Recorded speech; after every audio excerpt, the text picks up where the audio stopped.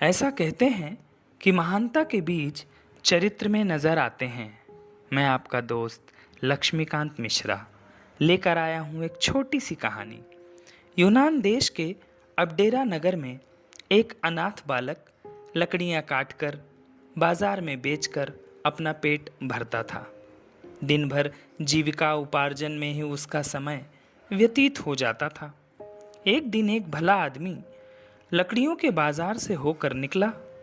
उसने देखा एक बालक अपने सामने लकड़ियों का एक छोटा सा गट्ठर रखे हुए बेचने का प्रयत्न कर रहा है। एक बात ने उसे विस्मित कर दिया। उसने देखा कि यह गट्ठर अन्यों की अपेक्षा बड़ी सुंदरता और कलापूर्ण ढंग से बंधा हुआ था।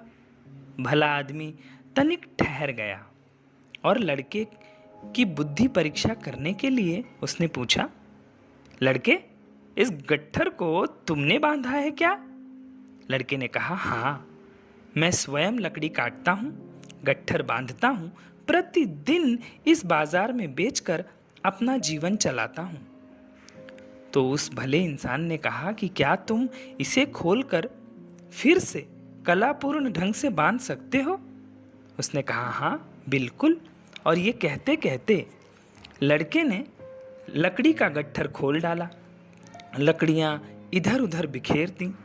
फिर तत्परता से, सावधानी से एक एक लकड़ी को आधार बनाकर इधर उधर छोटी बड़ी लकड़ियों को सजाकर अंत में वैसे ही सुंदरतापूर्ण ढंग से लकड़ियों का गट्ठर बांध दिया। यह कार्य वह बड़ी स्फूर्ति से, बड़ी लगन से कर रहा था। उतनी देर में यहाँ तक वो भूल गया कि कोई व्यक्ति उसे बड़े ध्यान से देख रहा है।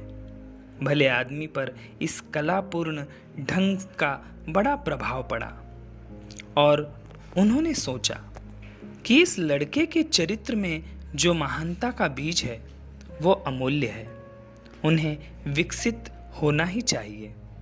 तो उसने बालक से पूछा, तुम हमारे साथ चलोगे? हम तुम्हें पढ़ाएंगे। संपूर्ण व्यय, भोजन, निवास आदि का प्रबंध हम ही करेंगे। बालक कुछ देर तक सोचता रहा। उसकी तीव्र इच्छा थी कि वह किसी प्रकार पढ़े लिखे। उसने कुछ विद्या अध्ययन किया भी था। जीविका उपार्जन से जो समय बचता उसमें कुछ पढ़ता भी था। उसने स्वीकार कर लिया। भले आदमी ने उस बालक को अपने साथ ले लिया। उसकी सारी शिक्षा दीक्षा का प्रबंध स्वयं किया। वह उसकी आदतों पर मुग्ध था, स्वयं उसकी शिक्षा की देखरेख करता था। वह बालक विद्वान बना। बड़ा होने पर वह यूनान का महान दार्शनिक पैथागोरस कहलाया।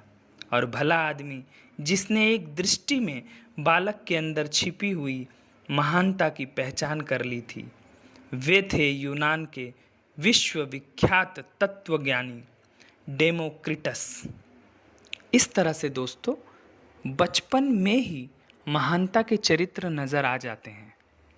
तो कहानी सुनने के लिए मेरे चैनल को सब्सक्राइब कीजिए और सुनते रहिए हमेशा महान कहानियाँ, क्योंकि ध्यान है तो ज्ञान है, फिर आदमी महान है। धन्यवाद।